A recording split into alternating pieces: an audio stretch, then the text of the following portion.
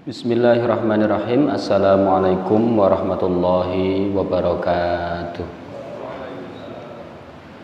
Alhamdulillahirabbil alamin, wassalatu wassalamu ala sayyidil anbiya wa asrafil mursalin wa ala alihi wa sahbihi wa man tabi'ahu bi ihsan ila yaumiddin. Ya ayyuhalladzina amanu taqullaha haqqa tuqatih wa la tamutunna illa wa antum muslimun. Rabbi syrah li sadri wa yassir li amri wahlul 'uqdatam min lisani yafqahu qawli, amma ba'du. Hadirin wal hadirat, Bapak Ibu yang dirahmati Allah, alhamdulillah, puji syukur atas nikmat Allah, sholawat serta salam semoga terlimpah kepada Rasulullah sallallahu alaihi wasallam. Bismillahirrahmanirrahim. Ahkamul ghusli, hukum-hukum berkaitan dengan mandi janabat. Dalam arti faraiduhu wa sunanuhu wa makruhatuhu, yang diwajibkan, yang disunnahkan, dan yang dimakruhkan.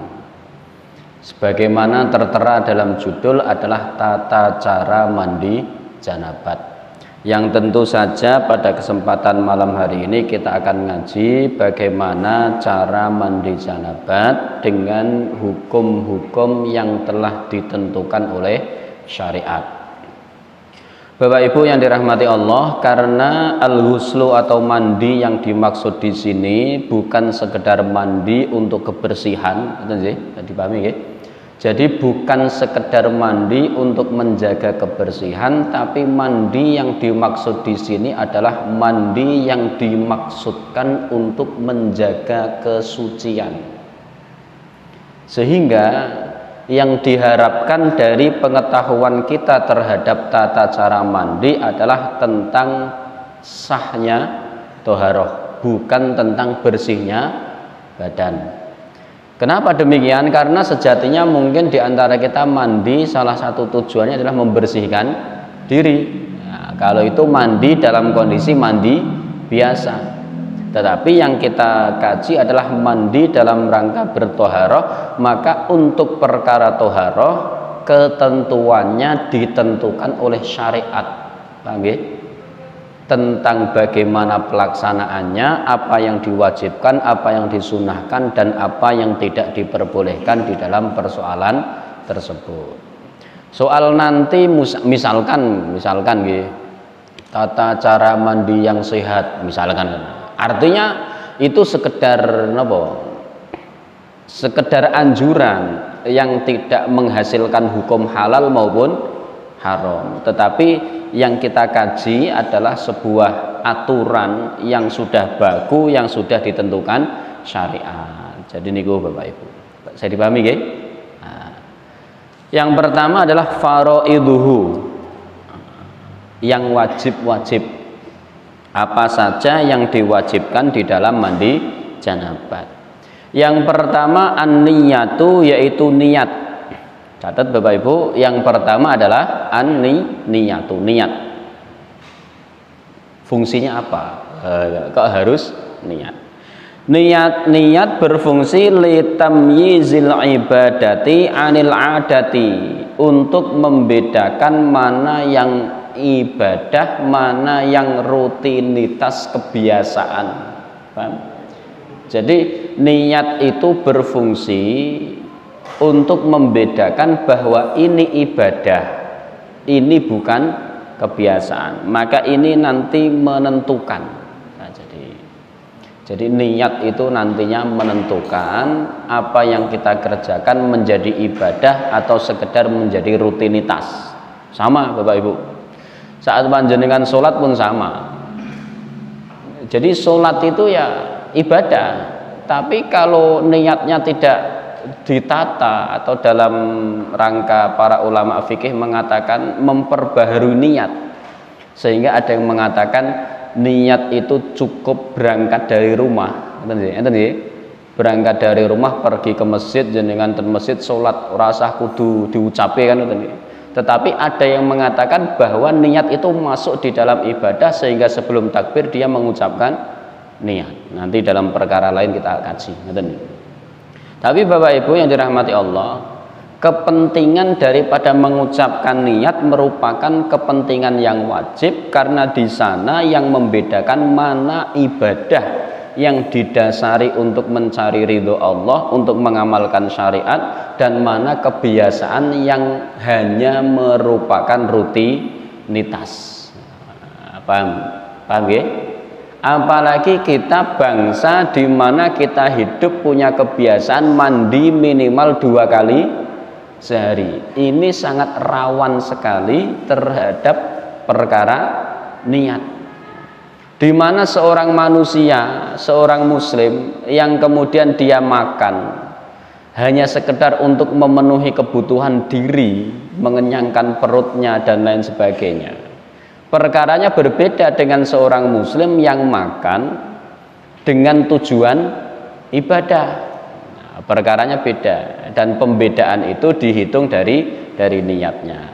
Maka kalau panjenengan ketika melaksanakan ibadah, yang harus ditata pertama kali adalah niat, litamayyuzi atau litamyizi al ibadati anil adah, untuk membedakan mana yang kebiasaan, mana yang ibadah. Niku yang pertama. Yang kedua, wa yajibu ta'mimul jasadi sya'rahu wa basyarahu bil ma'i bittifaqil fuqaha. Dan diwajibkan ta'mimul jasadi, membasuh seluruh jasad, sya'rihi wa basyarihi, kulitnya maupun rambutnya, bil ma'i dengan air, bittifaqil fuqaha, sebagaimana kesepakatan ahli fikih. Jadi sebagaimana kemarin sempat kita singgung sedikit, salah satu kewajiban atau rukun mandi adalah basah semua. Jadi semua anggota tubuh harus terkena air secara langsung, baik dari ujung rambut sampai ujung kaki. Itu syarat wajibnya cuman itu.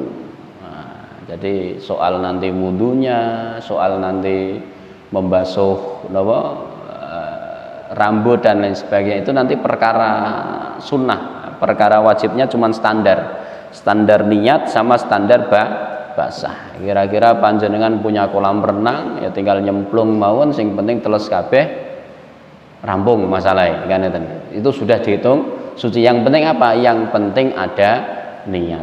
Termasuk nanti Bapak Ibu, niat apa? Niat itu mandi wajib atau mandi sunnah.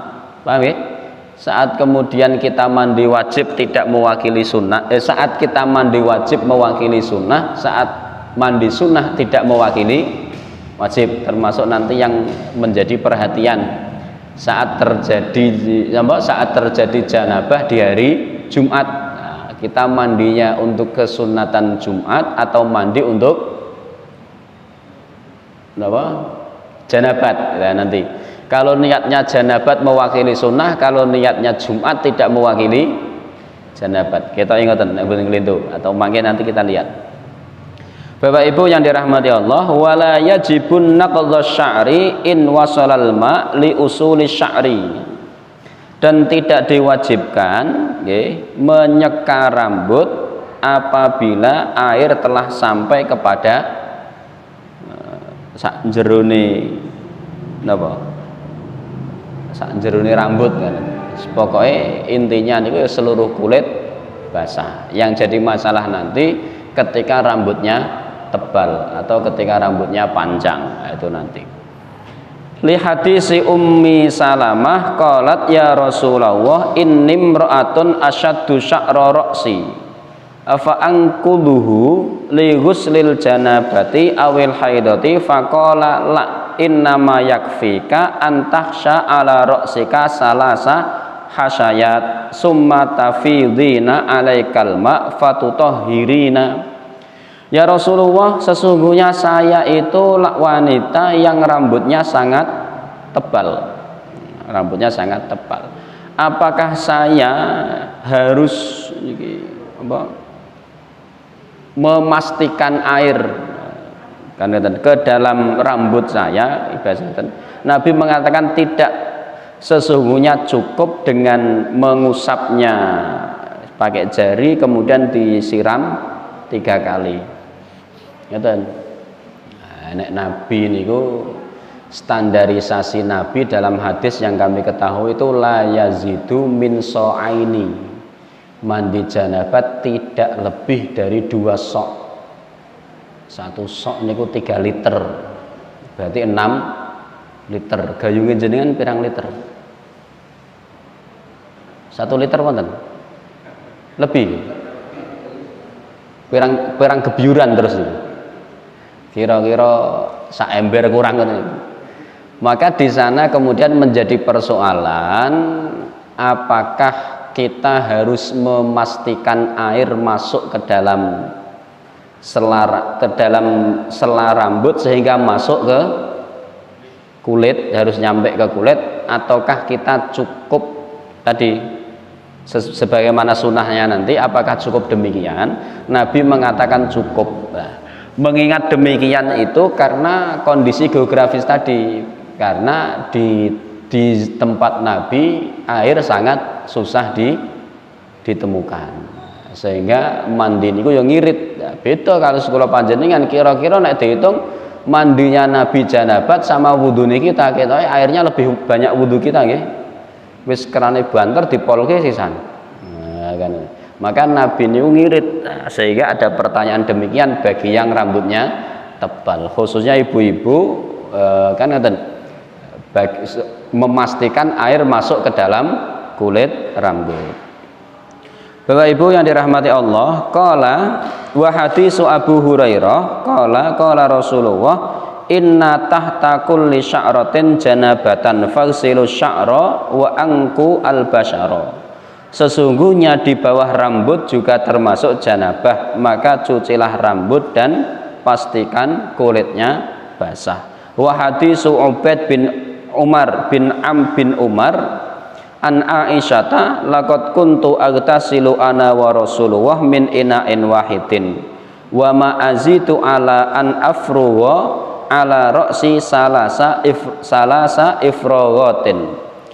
Sesungguhnya aku, kata Aisyah, mandi bersama Rasul min ina'in wahidin, dari 1 bejana. Wa ma azidu ala an afrugha ala ra'si salasa ifrogatin, dan saya tidak menambah guyuran di kepala kecuali 3. Kan rambut di apa? Tangan basah, rambut disekang, no bahasanya disekang ya. Pokoknya di bahasanya apa sih? Tangan basah, rambut diuyak-uyak, diulak-alik sampai hatta idza dhanna qad arwa. Nabi sampai Nabi merasa seluruh rambut sudah basah. Jadi celupke digosok-gosok 3 kali, celupke gosok-gosok. Kemudian setelah itu rambut digebyur 3 kali. Dan Siti Aisyah mengatakan, saya tidak menambah gebyur kepala kecuali 3 itu. Nah, kalau panjenengan tambah betul. Wis digosok-gosok telus kabeh, gebyur telu, nanti kemudian jek kurang-kurangi do sampunan karo sabunan. Ya, kan itu, sehingga digebyur baleni malih. Itu kita standar negara di mana air cukup banyak, sehingga tidak repot perkara toharoh. Mulane di awal-awal kajian toharoh mungkin panjenengan sama toharoh niku tidak terlalu memperhatikan, ngeten nggih. Napa entah air mustakmal, entah air apa, kan itu tidak terlalu memperhatikan. Kenapa? Dari segi geografis kita tidak punya masalah.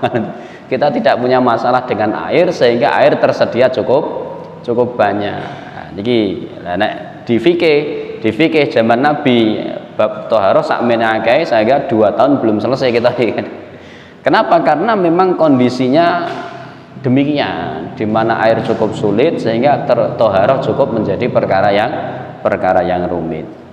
Wa huwa yadullu ala adami wujubi naqdi sya'ri 'ala nisa. Hadis ini menunjukkan tidak adanya kewajiban mengguyur kepala bagi wanita. Tadi karena cuman dua sok dan tidak lebih, apalagi Nabi sama Aisyah barengan min ina'in wahidin, sedangkan di beberapa informasi hadis Nabi janabah hanya 2 liter untuk 2 orang. Wah, ini perkara yang repot ini, sehingga tadi cukup diuyak-uyak saja, gebyur ya 3 kali paling sithik kan, untuk memberi untuk menunjukkan bahwa mengguyur kepala tidak wajib. Atau nanti dalam perkara di atas bahwa seluruh anggota tubuh harus basah. Jadi kan ya rada repot, misalnya ngapal sunnah mandi kok angelemen kan, wis gebyur-gebyur mawon, sing penting teles. Itu menjadi perkara yang sederhana. Bapak Ibu yang dirahmati Allah, wa aujabal hanafiyatu wal hanabilatu al madmadatu wal istinsyaku fil ghusli. Wa aujaba, dan mewajibkan al hanafiyatu Hanafi wal hanabilatu Hambali al madmadatu berkumur wal istinsyaku memasukkan air ke dalam hidung fil ghusli di dalam mandi. Pendapat di atas yang wajib cuma 3 atau 2 ya.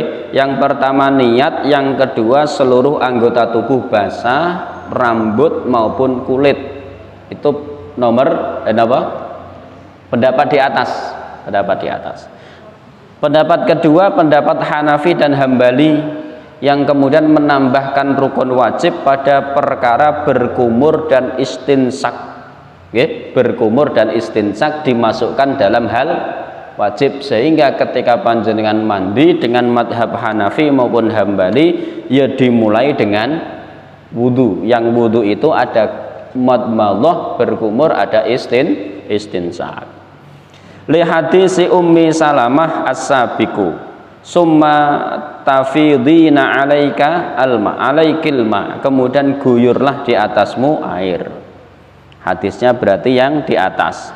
Inni imra'atun asyaddu sya'ri ra'si, kita baca sampai kemudian Nabi mengatakan innama yakfika antahsya ra'saki salasa khasyatin tafidhu alaiki alma fatutahhirina. Kok tidak ada kata madmadahnya? Kita cari hadisnya, berarti asabik yang dulu pun. Waqtafa al-malikiyatu wasyafi'iyatu bil qauli bi annahuma sunnatun fil ghusli kal wudu'i akhodan bi ahadisil hisalil fitrati. Sedangkan Maliki dan Syafi'i berpendapat bahwa berkumur istinsak merupakan sunnah sebagaimana berwudu. Karena dalam wudu berkumur kan sunnah, maka dalam mandi janabat pun disunnahkan. Akhodan bi hadisi khisalil fitrati, mengambil dari pengamalan hadis yang telah lampau. Bapak Ibu yang dirahmati Allah, ngaten nggih. Jadi standar mandi janabat yang wajib cuma 2, tidak usah banyak-banyak. Ya memang mboten kathah. Standarnya cuma 2. Yang pertama adanya niat, yang kedua basahnya seluruh seluruh anggota tubuh dari ujung rambut sampai ujung kaki.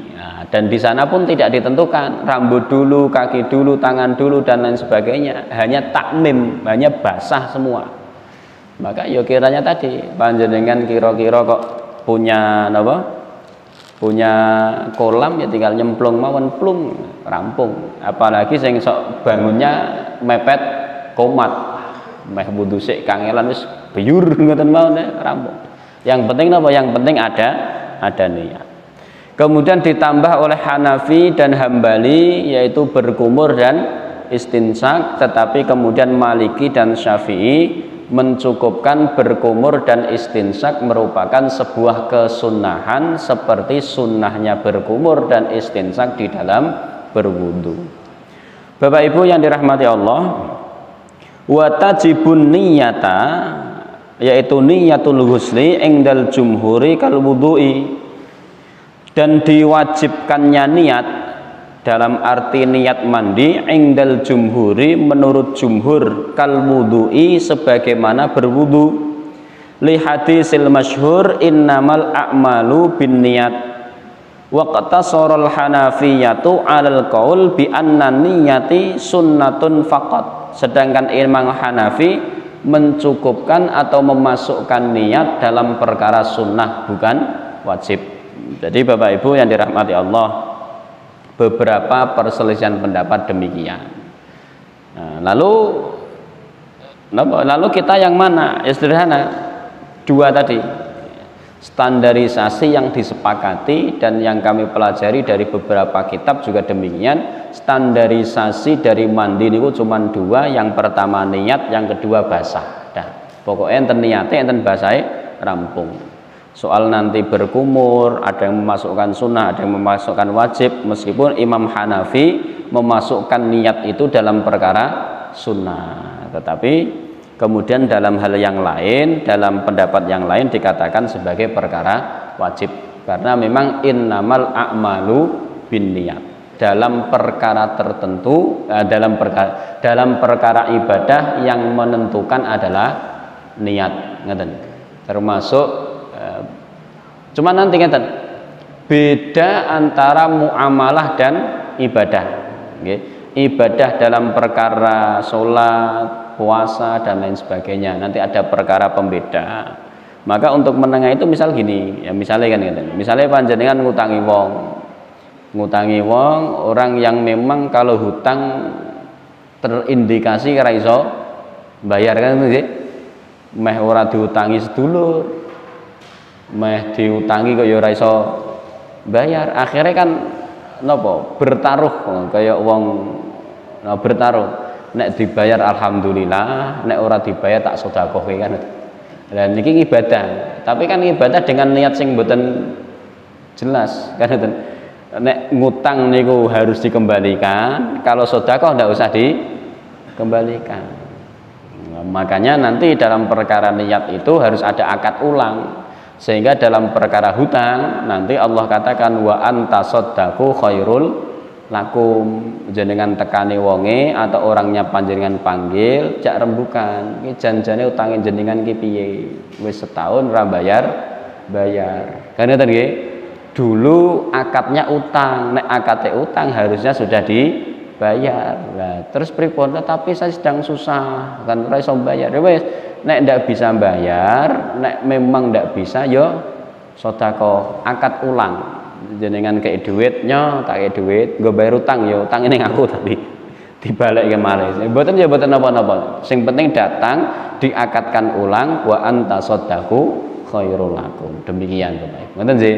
Niku dalam perkara niat supaya kita bisa membedakan mana yang ibadah, mana yang bukan ibadah. Hadirin wal hadirat Bapak Ibu yang dirahmati Allah, waddalaku wal muwalatu wajibani indal maliki. Ad-dalaku memijit apa menggosok, gosok sing rada seru napa jenenge, ngoten lah. Jadi gosoke rada seru, termasuk wudu nanti ada nggih, dalam perkara wudu niku nek gosok ya rada seru sak serune, tapi aja seru-seru, nek seru-seru mangke dadi pijet mangke. Kemudian al muwalatu yaitu muwalah niku berkesinambungan, paham nggih? Muwalah niku berkesinambungan dalam arti para ulama nanti mengatakan tidak dijeda dengan kegiatan yang lain. Maka di masyarakat kita ada yang beranggapan misalnya kan, nek wudu aja ngomong, nek ngomong wudune batal, gitu sih. Jadi bukan syarat rukun wudu kemudian tidak boleh ngomong, ndak. Syarat rukun wudu itu harus ada muwalah. Muwalah niku tidak boleh dijeda dengan kegiatan yang lain. Misalnya jenengan nembe baso tangan, kan itu nggih, tiba-tiba ada telepon jenengan jawab. Suwi ngobrol, wis rampung sakune baru lanjut kiri. Lah niku sing jenenge ngomong batal. Nek mau ngucapkan salah, nek mau jawab salam, yo kita ibu napa-napa wong ora patek napa? Ora patek ganggu kan ngoten. Bapak Ibu yang dirahmati Allah. Kecuali niku yang dimaksud ngomong niku ngomong yang menjeda kegiatan wudu. Jadi namanya muwalah dalam syariat. Termasuk nek boten klentu termasuk jamak nggih. Termasuk jamak dalam sholat nanti juga ada muwalah. Jadi tidak boleh dijeda dengan kegiatan lain. Mulane nek panjenengan jamak kan ra kena ba'diyah ngoten nggih. Maghrib telu kemudian ba'diyah sik kok isyae habis ba'diyah mboten kena. Maka dalam perkara jamak niku tidak ada napa? Tidak ada rawatib. Nah, jamak niku mboten enten rawatib. Baik qobliyah maupun ba'diyah. Lah kok ngoten, wong jamak niku dipakai untuk meringankan yang berat. Kan ngoten nggih? Yang semula 4 jadi 2 kok jenengan dadak repot-repot tambah sunnah 4 sisanya. Makanya kalau tetap nek saya ambil sepakat niku tadi bahwa dalam perkara jamak tidak ada rawatib baik qobliyah maupun ba'diyah. Dan kita nek mboten klentu satu-satunya rawatib yang dijaga Nabi baik dalam jamak maupun tidak jamak, musafir maupun mukim itu hanya satu, yaitu qobliyah subuh. Nah, niku yang selalu dijaga Nabi. Bapak Ibu yang dirahmati Allah, wajibani ingdal maliki adalaku menggosok sing rada seru niku wau. Kemudian al muwalatu berkesinambungan itu wajibani merupakan sebuah kewajiban ingdal maliki menurut maliki, sunnatun ingda ghairuhum tetapi menurut yang lain hukumnya sunnah, walaisat tartibu wajiban bil ittifaq dan sedangkan tartib tidak wajib bil ittifaqi secara kesepakatan. Nah, kalau dalam wudu ada sunnah tartib urut, tidak boleh tidak urut, tetapi dalam mandi janabat tidak ada syarat tartib. Mulane tadi ya, kita contohkan jenengan punya kolam sing penting niat bismillah mandi janabat nyemplung plung teles rampung selesai. Kok ndak pakai napa?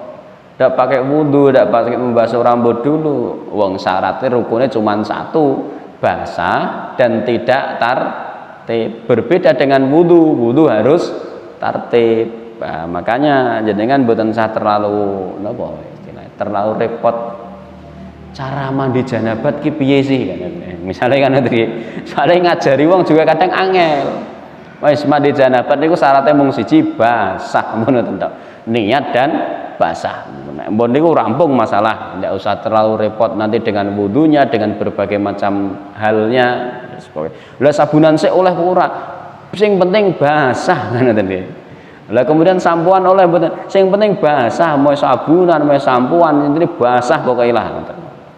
Kecuali nanti mau sholat, ya kan itu ya, habis mandi mau sholat. Lah nanti yang punya kepentingan nyambungnya, nyambung toharohnya mau sama sholat atau tidak, daripada repot, ya memang ngeten, nek pengen mboten repot ya, basah semua, rampung, wudu, kemudian baru sholat. Nah, ya nek pengen rada mboten repot malah ya mandi sik, sabunan sik, kabeh sampuan rampung, andukan pakai baju wudu, bar wudu sholat. Wis penake ra karuan. Mboten sah dadak napa mandi janabat ora kena sabunan kan misalnya kan ngoten. Ya nek ora kena sabunan jenengan bar gebir teles kabeh, niate ditutup rampung.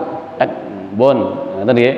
Baru sabunan, bukan masalah lagi. Wong kita umat hidup di tanah yang banyak air, jadi tidak usah terlalu repot.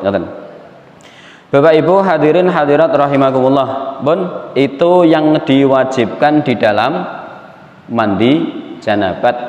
Kesepakatan para ulama yang masyhur ada 2, saya ulangi. Yang pertama niat, yang kedua basah. Kemudian ada perbedaan dalam berkumur dan istinsak. Hanafi dan Hambali wajib, Syafi'i dan Maliki sunnah. Kemudian ada beberapa perbedaan lagi, termasuk al-muwalah tadi berkesinambungan. Nek kula cocok berkesinambungan niku terus Terus niku tidak boleh dijeda dengan kegiatan yang lain. Intinya niku nek panjenengan wudu ya tidak usah sibuk dengan kegiatan yang lain, cukup fokus dengan wudu.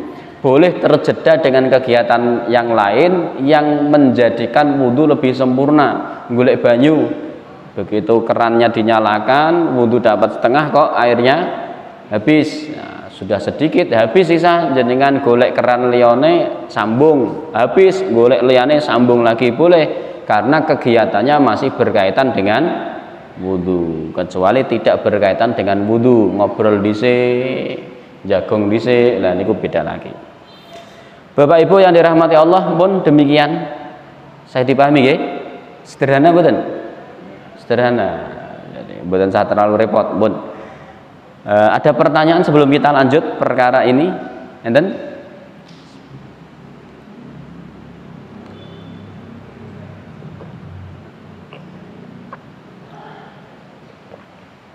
Tidak ada nggih? Jadi, kalau tidak ada kita lanjutkan sunnah-sunnah di dalam berjanabat, di dalam mandi janabat. Apa yang disunnahkan? Ya niki ya ngeten mawon. Sunnah niku diciptakan atau disyariatkan bagi orang-orang yang ingin mendapatkan nilai lebih. Paham ya? Bagi orang-orang yang ingin mendapatkan nilai lebih. Tidak hanya standar KKM, tetapi mendapatkan nilai lebih sempurna, lebih afdol. Tetapi apabila tidak masalah, maka saya sering ingatkan jamaah, nggih panjenengan ya kula ingatkan bahwa konsep ibadah sunnah niku adalah ma fa'alahun nabi min ghairi ilzamin. Okay. Apa yang dikerjakan Nabi min ghairi ilzamin, secara tidak terus menerus. Makanya saya sampai sekarang kula tasih berpendapat nih bahwa terus menerus mengerjakan amalan sunnah niku boten kena. Lha kok ngoten, soalnya nek dikerjakan terus nanti jadi wajib. Paham ya? Nah, inti tuduhan bid'ah pada Umar bin Khattab dalam perkara taraweh niku mboten taraweh dadi 22, mboten dadi selikur, 23 nggih. Mboten dadi 23 napa selikur, tapi tarawehe genep 30 dina. Mergone Nabi mboten nate taraweh 30 dina. Lha ngoten, karena ibadah sunnah niku ndak boleh dilakukan terus menerus, karena konsepnya min ghairi ilzamin, tidak terus menerus. Oh pas, nah sing mboten pas malih ketika panjenengan tidak mengikuti konsep niki, miwala ingkarin ala tarikihi, atau dalam istilah yang lain dikatakan min ghairi dzammin ala tarkihi, tidak boleh mencela orang yang tidak melaksanakan. Paham? Nggih, tidak boleh mencela orang yang tidak melaksanakan. Nah kebanyakan kita lah amale sunnah sithik gawane mencela sing boten sunnah. Lah sing masalah malih sing sunnah sing dikerjakan ya niku-niku tok. Ngertos niku-niku tok mboten? Sak selerane dhewe niku mergone bakul klambi, adole klambi putih, akhirnya fanatik dengan sunnah klambi putih.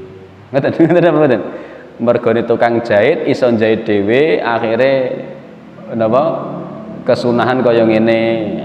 Ya ngeten mawon, nek bakul gamis nganggo dalil, pokoke gamis pakaiane Nabi, kan nek bakul gamis kan ngoten nggih. Enten sing modele kan.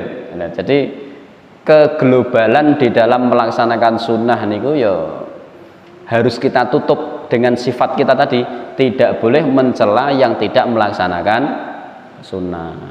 Ya kirane mentang-mentang dia sering nek perkara bergadang ahli, tidurnya susah, akhirnya fanatiknya sama sholat tahajud, tapi ora tau poso, kan ngoten nggih.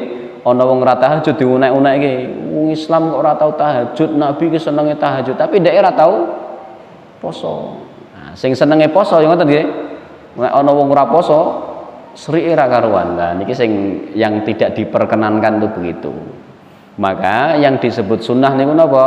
Diciptakan bagi orang yang ingin mendapatkan lebih. Yang tidak ingin mendapatkan lebih mboten napa? Jangan sampai dituduh, oh berarti Anda tidak mencintai Nabi. Nah, niki sing napa? Sing keliru.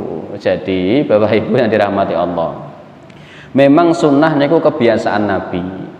Sedangkan mengikuti kebiasaan Nabi merupakan simbol cinta. Ngoten nggih?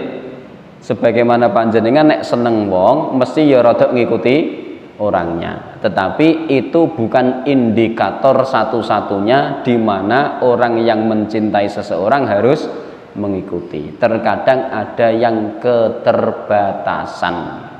Terbatas waktu, terbatas tenaga, terbatas pikiran dan lain sebagainya. Bapak Ibu yang dirahmati Allah, apa yang disunahkan di dalam mandi janabat? Yusannu disunahkan lil husli untuk mandi asyrata asyain 10 perkara. Maka ingat-ingat pinten 10 perkara. Wajibe loro, sunahe 10. Akeh wajibe napa malah kathah sunahe. Karena tadi sunnah niku dibuat untuk orang yang ingin mendapatkan lebih. Kalau panjenengan mung amal wajib, ya paling mendapatkan surga ngoten mawon, standar SOP lah. Wong apik entuk swarga, wong elek angsal neraka. SOP-nya standar. Tapi kalau panjenengan ingin dapatkan bonus yang lebih daripada itu, mendapatkan ridho Allah, mendapatkan cintanya Allah, sampai nanti ketemu Allah dan lain sebagainya, ya enten amalan-amalan tersendiri. Ma'khudatun, yang ke-10 poin itu diambil min hadisi Aisyah, dari hadis Aisyah radhiyallahu anha, fi sifati ghuslin nabiyyi sallallahu alaihi wasallam, di dalam sifat mandinya Nabi sallallahu alaihi wasallam.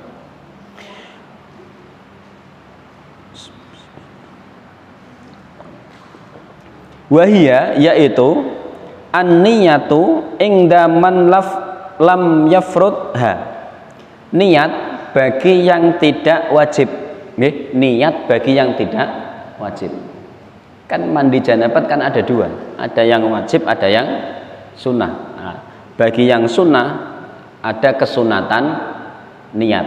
Bagi yang wajib, wajibnya adalah niat. Maka tadi ketika panjenengan mandi janabat di hari Jumat, panjenengan harus benar-benar tentukan niat. Ini niat mandi janabat atau niat mandi Jumat. Karena mandi Jumat niku sunnah, mandi janabat niku wajib.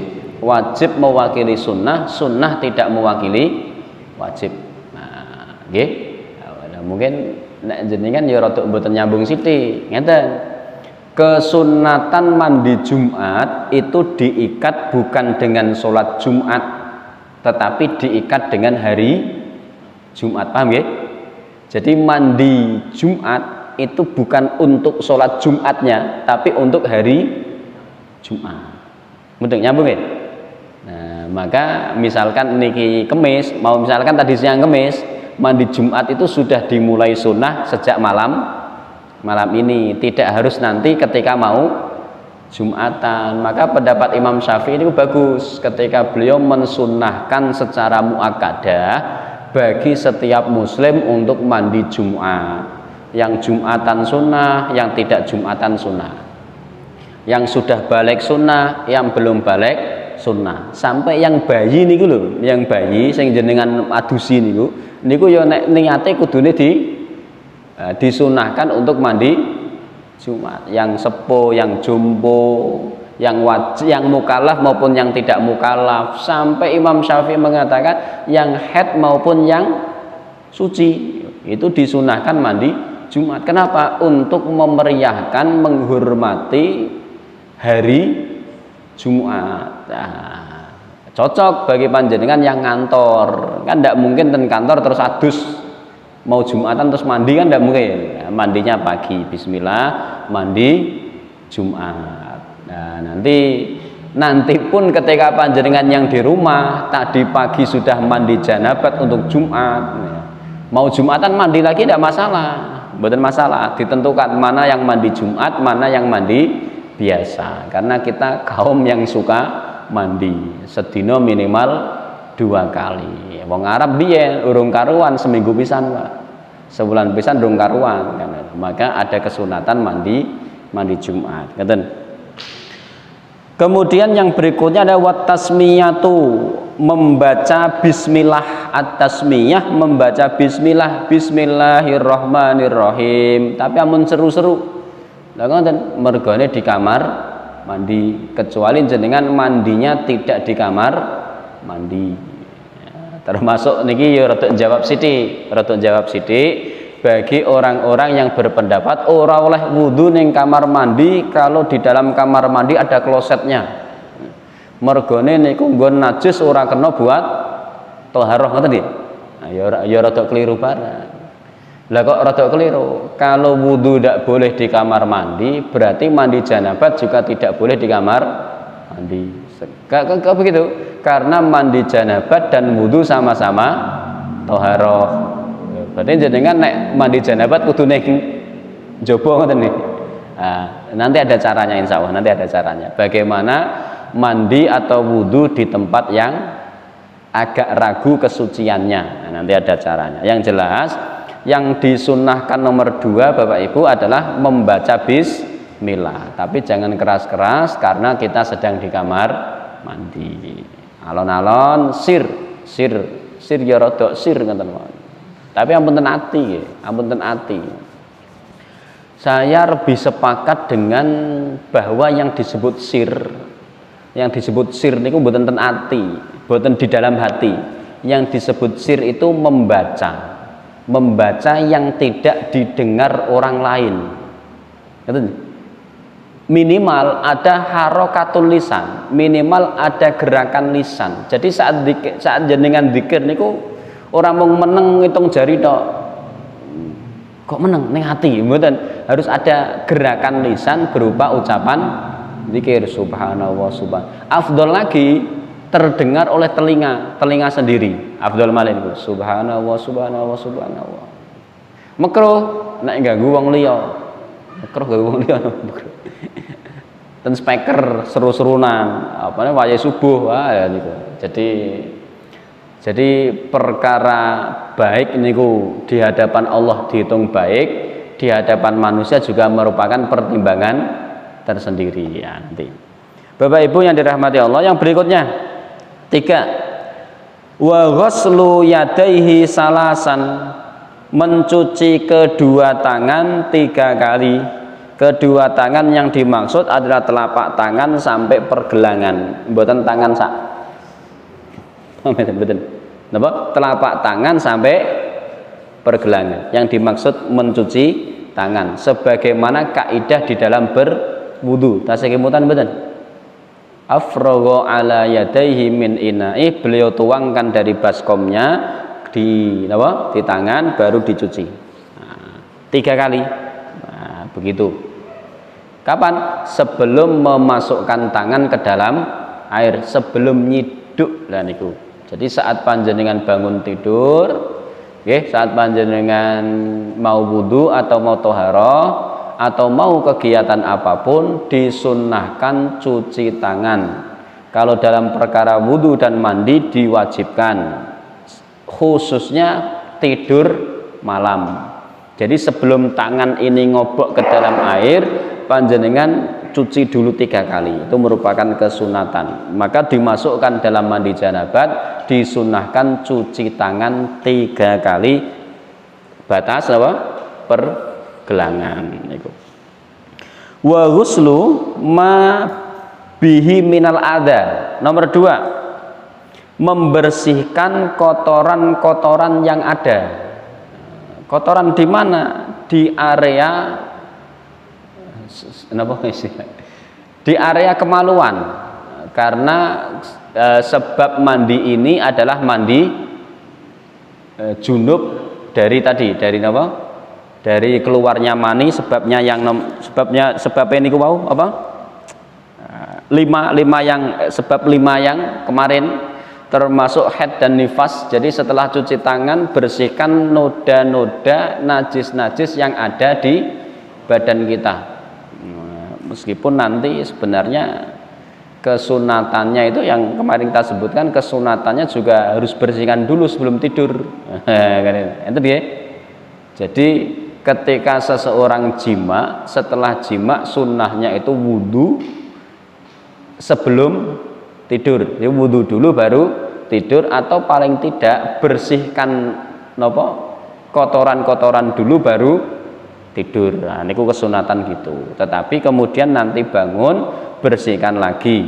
Nek cara dalam tata cara mandi janabat ya disebutkan membersihkan kemaluan dari berbagai macam kotoran yang ada. Ngeten. Pinten berarti? 4 ya? 4. Nah, jangan hitung. Ke 5. Al-wudu'u. Wudu. Nah, yang kelima adalah wudu. Wudu seperti apa? Wudu sepertinya wudu sholat. Tawaddo'a wudu'ahu fis sholat. Wudu sebagaimana wudu sholat. Wudu sholat sudah kita bahas. Yang berikutnya adalah al-haswu ala ra'sihi salasan. Yurwa biha usulus sya'ri. Menyeka rambut 3 kali sampai ke pangkal rambut. Rambutnya diusak-asik, Pak. Pakai air, mboten terus diusak-asik tok. Maksudnya ciduk terus dibuang terus diusak-asik. Pinten 3 kali sampai mengira, hatta dhanna annahu qad arwa, sampai kemudian beliau menyangka seluruh rambut sudah basah. Pun dengan ulak-alik ping 3 kali. Nah, kalau sudah diulak-alik 3 kali dan agak sedikit basah kan itu. Ifadhatul ma'i ala sairi jasadi. Kemudian baru mengguyur air ke seluruh tubuh. Nah, yang kemudian tadi hadis dari Aisyah kan itu ya. Hadis dari Aisyah, beliau tidak mengguyur kepala kecuali 3 tadi. Beliau kan itu nih.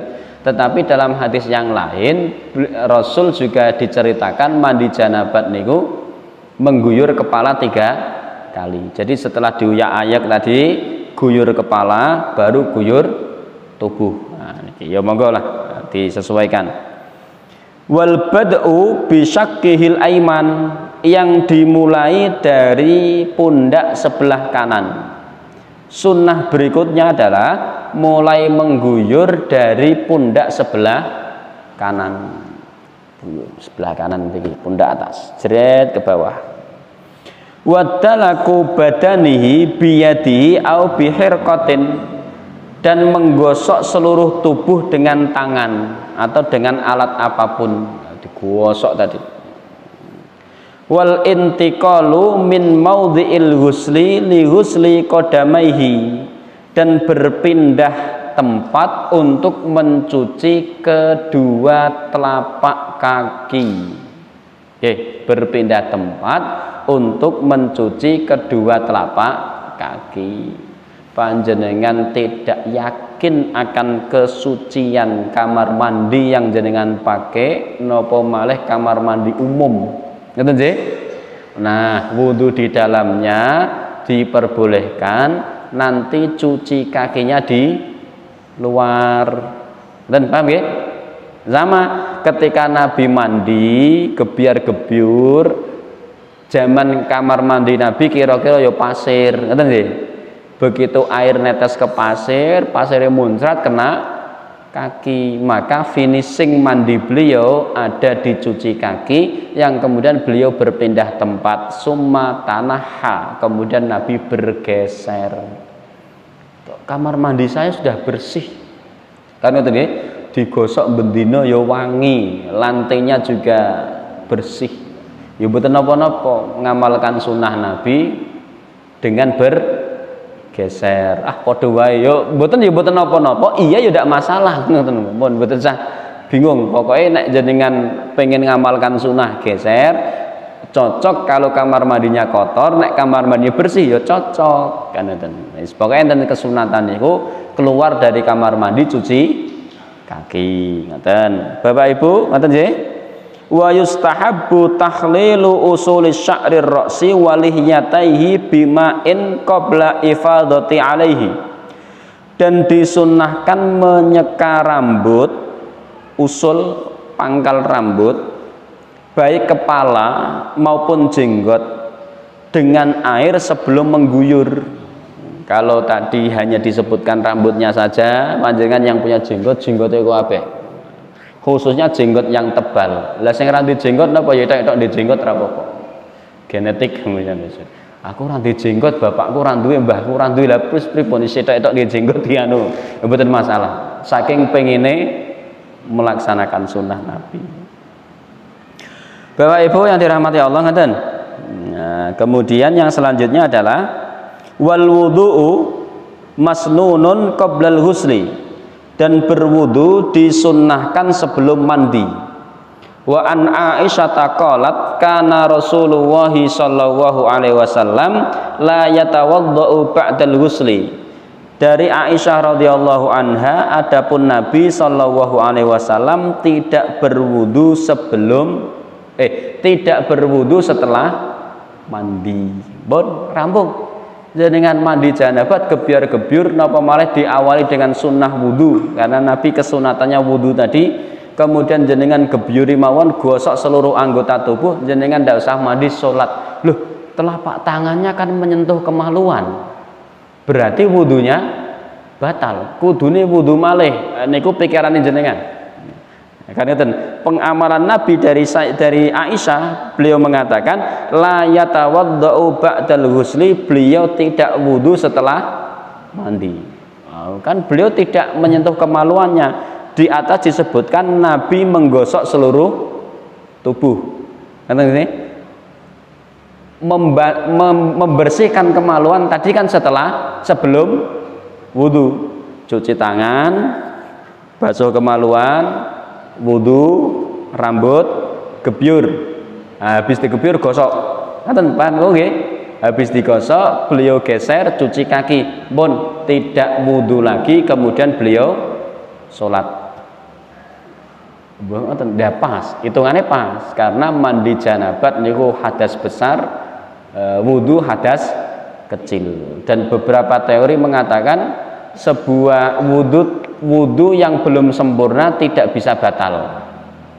Paham gitu? Wudu yang belum sempurna tidak bisa batal. Jenengan pas kumur sudah 3 kali cuci wajah kentut, ngulangin apa lanjut? Ngulangin apa lanjut? Kan itu lanjut silahkan, ngulangi tidak masalah.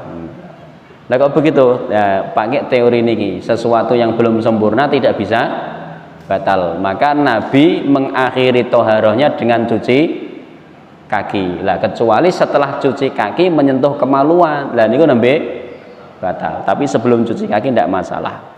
Wa qad sabaqa fi bahsil wudu'i bayani miqdaru ma'il ghusli. Dan telah berlalu pembahasan tentang kadar air mandinya Nabi. Wa huwa sha'un, yaitu 1 sok. Wal wudu'u wa huwa muddun, sedangkan wudu adalah 1 mud. Nah, kalau tadi kami sampaikan tidak lebih dari 2 sok karena memang ada hadisnya la yazidu min so'aini, tidak lebih dari 2 sok. Tapi dalam keterangan ini malah 1 sok. Pinten mau? 3 liter. 3 liter niku sak tangki Supra X. 3 liter. Cukup mboten jenenge? Sak tangki tok. Nah, ini kan. Nah, wudunya 1 mud. 1 mud berapa? 1 mud niku setengah sok. Kok setengah sok? Seperempat sok. 800 napa? Sak dari liter napa? Mililiter. Pokoknya 800 lah. 800 mili. Nah, niku Nabi nek wudu. Niki pinten? 500. lebih sedikit. Saya tak hitungi saya ben jenengan ketok. Ini air 200 3 kalinya. 3 kali air niki. Wudunya Nabi. Wudu kita 3 kalinya mandi Nabi. Ya mergone airnya banyak. Bapak Ibu, ngoten sih 10 kesunatan kita urutkan, kita bayangkan jenengan sedang mandi. Kok jenengan? Kita bayangkan kita sedang mandi. Yang pertama adalah mengucapkan bismillah, nggih. Niat dulu mengucapkan bismillah. Setelah mengucapkan bismillah kemudian cuci tangan 3 kali, pun urut. Setelah cuci tangan 3 kali membersihkan kemaluan. Setelah kemaluan bersih kita wudu, nggih. Setelah wudu kita rambut diunyel-unyel tadi basahi rambut. Setelah rambut basah gebyur seluruh tubuh. Setelah mengguyur seluruh tubuh dimulai dari pundak kanan. Dimulai dari pundak kanan ke bawah jret, pundak kiri ke bawah jret, rambut. Setelah itu jenengan gosok kabeh seluruh tubuh, pokoknya gosok semua. Nah di pas gosok niki kena pakai sabun, gosoke niku wau. Kena pakai sabun, kena sampoan, monggo terserah panjenengan. Ditutup dengan cuci kaki. Kiranya panjenengan tidak bermadhab rasa nggo sabun ya monggo mboten masalah. Sing penting niku wau digosok kabeh. Kira-kira kan ngoten. Baru setelah semua tubuh anggota tubuh dibasahi semua, geser kemudian cuci kaki. Rampung mandi janabat sesuai sunnah Nabi dan sesuai kewajiban seluruh tubuh basah semua. Bon, ngaten selesai Bapak Ibu yang dirahmati Allah. Yang terakhir makruhatuhu, yang dimakruhkan boleh dilaksanakan tidak berdosa, dihindari lebih baik, jenenge makruh. Ngaten. Jadi dilaksanakan tidak berdosa, tidak berdosa dilaksanakan jenenge makruh, tetapi dilaksanakan lebih baik. Apa yang dimakruhkan? Yukrahu al-israfu fi sabbin wal ghusli. Dimakruhkan yang pertama berlebih-lebihan menggunakan air. Oke? Tidak boleh berlebih-lebihan. Nah, niki. Kemudian yang berikutnya tidak boleh berwudu fil ma'ir raqidi, di dalam air yang tidak mengalir.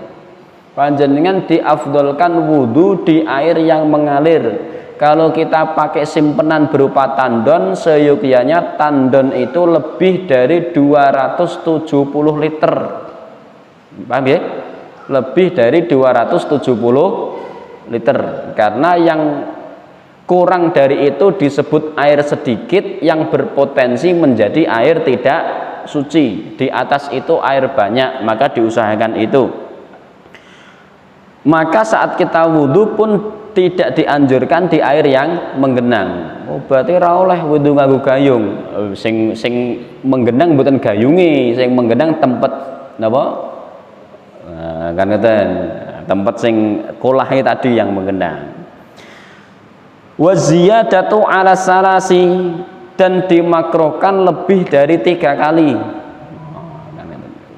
Menapa? Niki kan 3 kali tadi. Jadi dengan wah rambutku dawa akeh kurang, tak tambahi ping 5. Mboten napa-napa, tapi hukume makruh katanya. Wa tarkul madmadati wal istinsak, tidak berkumur dan istinsak. Makruh, bergandeng dengan wudu tadi. Wa yukrahu lil junubi munqati'atul haidhi wan nifasi al aklu wasyurbu wan naumu wal jima' qoblal ghuslil farji wal wudu'i. Dan dimakruhkan wa yukrahu lil junubi, bagi orang yang junub. Yang junubnya itu munqati'atun anil haidhi wan nifas. Yang junubnya itu berhenti dari haid dan nifas. Yang pertama al-aklu, makan. Yang kedua asyurbu, minum. Yang ketiga an-naumu, tidur. Yang keempat jima'.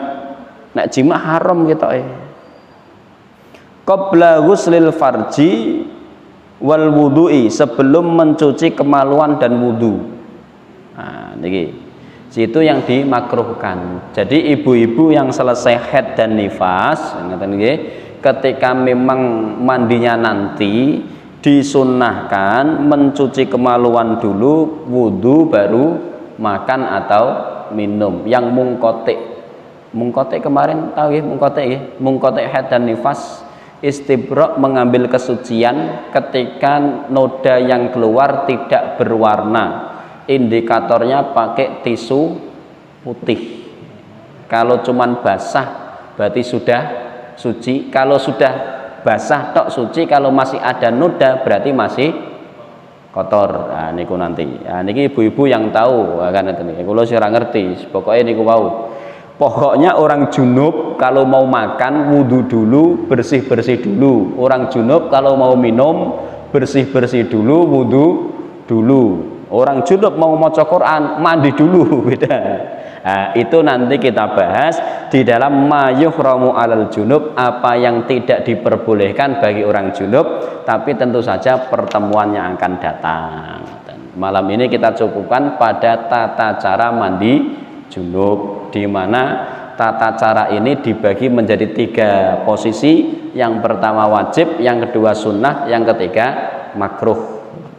Jenengan keberatan wis tak sing wajib tak ya mboten napa-napa, mboten menjadi masalah. Tapi bedane pripun? Beda nek sing wajib tok ya harapane nek mau salat wudu dulu, mboten terus gebyar-gebyur, mboten enten totone terus salat, ya niku rada keberatan.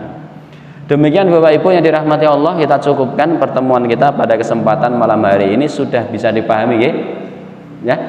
Pilih wonten pertanyaan, monggo silahkan ditanyakan apabila ada yang bertanya. Pertanyaan pertama, apakah boleh kita potong kuku atau potong rambut baru kita mandi? Terus yang kedua, bagi ibu-ibu yang dalam kondisi haid atau nifas, ada anggapan bahwa